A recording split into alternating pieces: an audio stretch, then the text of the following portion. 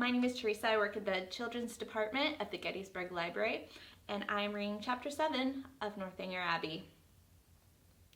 Half a minute conducted them through the pump yard and to the archway opposite Union Passage, but here they were stopped.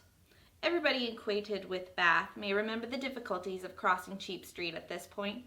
It is indeed a street of so impertinent a nature, so unfortunately connected with the great London and Oxford roads, and the principal inn of the city, that a day never passes in which parties of ladies, however important their business, whether in quest of pastry, millinery, or even, as in present case, of young men, are not detained on one side or other by carriages, horsemen, or carts.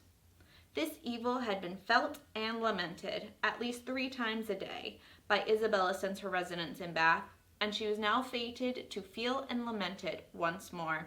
For at the very moment of coming opposite to Union Passage, and within view of the 2 gentlemen who were proceeding through the crowds and threading the gutters of that interesting alley, they were prevented crossing by the approach of a gig, driven along on bad pavement by a most knowing-looking coachman, with all the vehemence that could most fitly endanger the lives of himself, his companions, and his horse. "Oh, these odious gigs," said Isabella, looking up. "How I detest them!"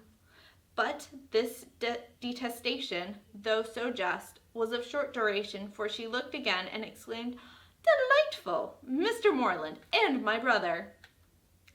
"Good heavens! 'Tis James!" was uttered at the same moment by Catherine, and, on catching the young man's eyes, the horse was immediately checked with a violence which almost threw him on his haunches, and the servant having now scampered up, the gentleman jumped out, and the equipage was delivered to his care. Catherine, by whom this meeting was wholly unexpected, received her brother with the liveliest pleasure, and he, being of a very amiable disposition, and sincerely attached to her, gave every proof on his side of equal satisfaction, which he could have the leisure to do, while the bright eyes of Miss Thorpe were incessantly challenging his notice, and to her his devoirs were speedily paid, with a mixture of joy and embarrassment, which might have informed Catherine, had she been more expert in the development of other people's feelings, and less simply engrossed by her own, that her brother thought her friend quite as pretty as she could do herself. John Thorpe, who in the meantime had been giving orders about the horses, soon joined them, and from him she directly received the amends which were due her. For while he slightly and carelessly touched the hand of Isabella, on her he bestowed a whole scrape and half a short bow. He was a stout young man of middling height, who, with a plain face and ungraceful form, seemed fearful of being too handsome unless he wore the dress of a groom, and too much like a gentleman unless he were easy where he ought to be civil, and impudent where he might be allowed to be easy. He took out his watch. "How long do you think we have been running it from Tetbury, Miss Morland?" "I do not know the distance," her brother told her. It was 23 miles. 23, cried Thorpe. 25 if it is an inch, Morland remonstrated, pleading the authority of road books, innkeepers, and milestones. But his friend disregarded them all. He had a surer test of decency. "I know it must be 25, said he. "By the time we have been doing it. It is now half up after 1. We drove out of the inn yard at Tetbury as the clock struck 11, and I defy any man in England to make my horse go less than 10 miles an hour in harness. That makes it exactly 25. "You have lost an hour," said Morland. "It was only 10 o'clock when we came from Tetbury." 10 o'clock! It was 11, upon my soul. I counted every stroke. This brother of yours would persuade me out of my senses, Miss Morland. Do but look at my horse. Did you ever see an animal so made for speed in your life?" The servant had just mounted the carriage and was driving off. Such true blood. 3 hours and a half, indeed, coming only 23 miles. Look at that creature, and suppose it possibly, if you can. "He does look hot, to be sure." "Hot! He had not turned a hair till we came to Walcott Church. But look at his forehead, look at his loins. Only see how he moves. That horse cannot go less than 10 miles an hour. Tie his legs and he will get on. What do you think of my gig, Miss Moreland? A neat one, is it not? Well hung, town built. I have not had it a month. It was built for a Christchurch man, a friend of mine, a very good sort of fellow. He ran it a few weeks till, I believe, it was convenient to have done with it. I happened just then to be looking out for some light thing of the kind, though I had pretty well determined on a curricle too.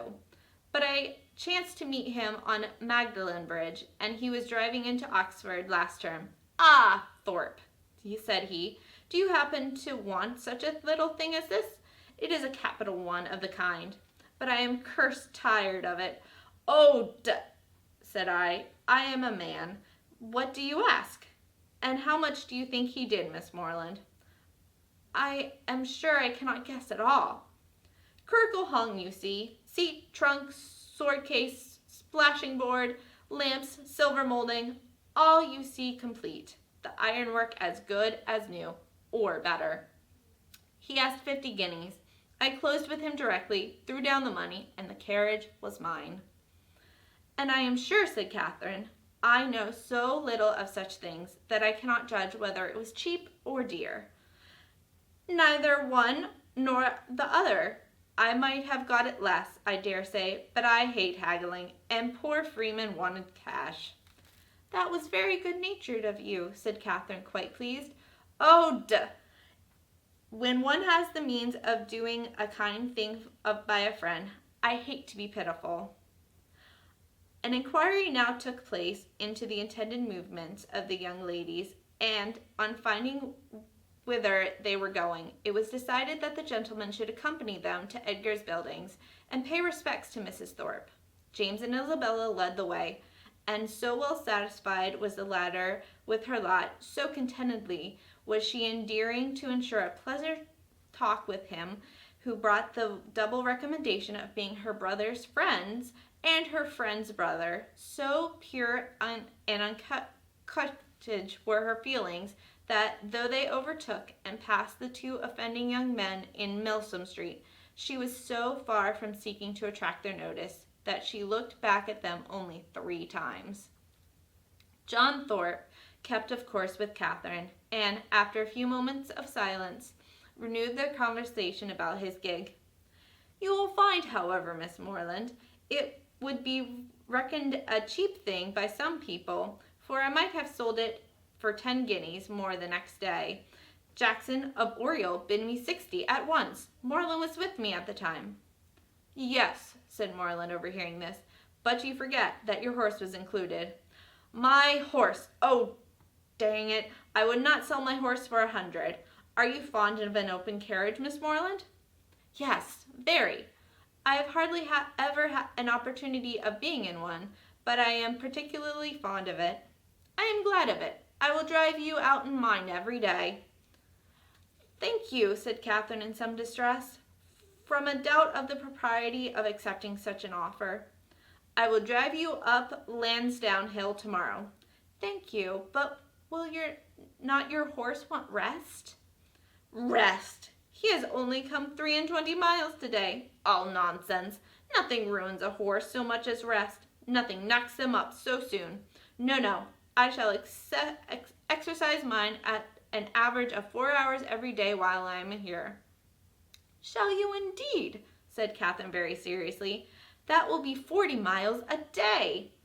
40, aye, 50, for what I care. Well, I will drive you up Lansdowne tomorrow. Mind, I am engaged. How delightful that will be, cried Isabella, turning round. My dearest Catherine, I quite envy you. But I am afraid, brother, you will not have room for a third. A third, indeed. No. I did not come to Bath to drive my sisters about. That would be a good joke, faith. Moreland must take care of you. This brought a dialogue of civilities between the other two, but Catherine heard neither the particulars nor the results. Her companion's discourse now sunk from its hitherto animated pitch to nothing more than a short, decisive sentence of praise or condemnation on the face of every woman they met.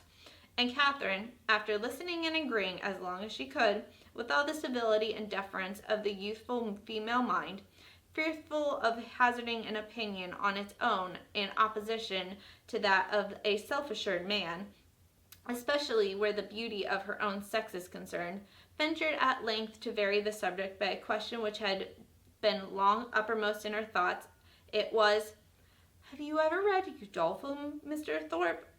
"Udolpho? Oh, Lord, not I. I never read novels. I have something else to do."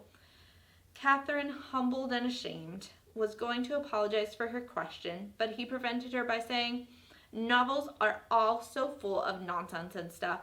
There has not been a tolerably decent one come out since Tom Jones, except The Monk. I read that the other day, but as for all the others, they are the stupidest things in creation." "I think you must like Udolpho if you were to read it. It's so very interesting." "Not I, faith. No, if I read any, it shall be Mrs. Radcliffe's. Her novels are amusing enough. They are worth reading. Some fun and nature in them." "Udolpho was written by Mrs. Radcliffe," said Catherine with some hesitation, from the fear of mortifying him. "No, sure. Was it? Aye, I remember. So it was. I was thinking of that other stupid book, written by that woman they made such a fuss about. She who married the French immigrant." "I suppose you mean Camilla?" "Yes, that's the book. Such unnatural stuff. An old man playing at seesaw. I took up the first volume once and looked it over, but I soon found it would not do. Indeed, I guessed what sort of stuff it must be before I saw it. As soon as I heard she had married an immigrant, I was sure I should never be able to get through it." "I have never read it." "You had no loss, I assure you.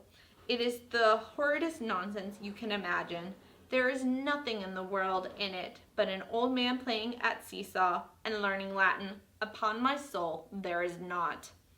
This critique, the justness of which was unfortunately lost on poor Catherine, brought them to the door of Mrs. Thorpe's lodging, and the feeling of the discerning and unprejudiced reader of Camilla gave way to the feelings of the dutiful and affectionate son. As they met Mrs. Thorpe, who had described them from above in the passage, "Ah, mother, how do you do?" said he, giving her a hearty shake of the hand. "Where did you get that quiz of a hat? It makes you look like an old witch.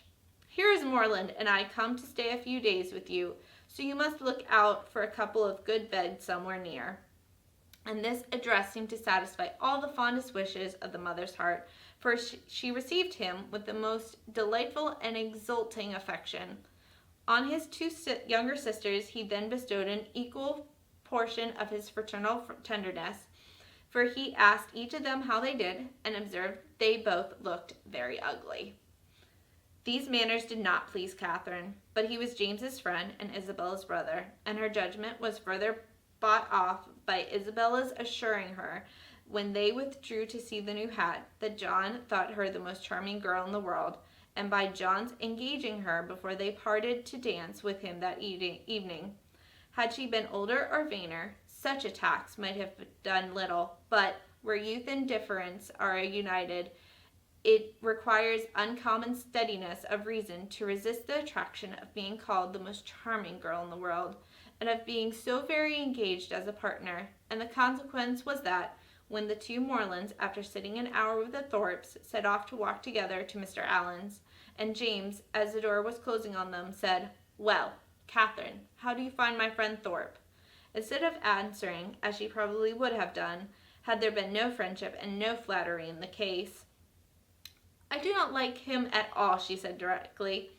"I liked him very much. He seemed very agreeable. He is a good-natured a fellow as ever lived. A little of a rattle, but that will recommend him to your sex, I believe. And how do you like the rest of the family?" "Very, very much indeed. Isabella particularly." "I am very glad to hear you say so. She is just the kind of young woman I could see you attached to. She has so much good sense and is so thoroughly unaffected and amiable. I wanted you to know her, and she seems very fond of you. She said the highest things in your praise that could possibly be, and the praise of such a girl as Miss Thorpe even you, Catherine, taking her hand with affection, may be proud of. Indeed, I am, she replied. I love her exceedingly, and I am delighted to find that you like her too. You hardly mentioned anything of her when you wrote to me after you visited there, because I thought I should soon see you myself. I hope you will be a great deal together while you are in Bath. She is the most amiable girl, such a superior understanding. How fond all the family of her. She is evidently the general favorite, and how much she must be admired in such a place as this, is she not? She very much indeed. Yes, very much indeed. I fancy Mr. Allen thinks her the prettiest girl in Bath. I dare say he does, and I do not know any man who is a better judge of beauty than Mr. Allen. I need not ask you whether you are happy here, my dear Catherine, with such a companion and friend as Isabella Thorpe. It would be impossible for you to do otherwise, and the Allens, I am sure, are very kind to you. Yes, very kind. I never was so happy before, and now you are all come to, it will be more delightful than ever. How good it is of you to come so far on purpose to see me. James accepted this tribute of gratitude and qualified his conscience for accepting it too by saying with perfect sincerity, Indeed, Catherine, I love you dearly. Inquiries and communications concerning brothers and sisters, the situation of some, the growth of the rest, and other family matters now passed between them and continued with only one small discretion on James's part in praise of Miss Thorpe's till they reached Poultney Street, where he was welcomed with great kindness by Mr. and Mrs. Allen, invited by the former to dine with them, and summoned by the latter to guess the price and weight, the merits of a new muff and tippet. A pre-engagement in Edgar's buildings prevented his accepting the invitation of one friend, and obliged him to hurry away as soon as he had satisfied the demands of the other.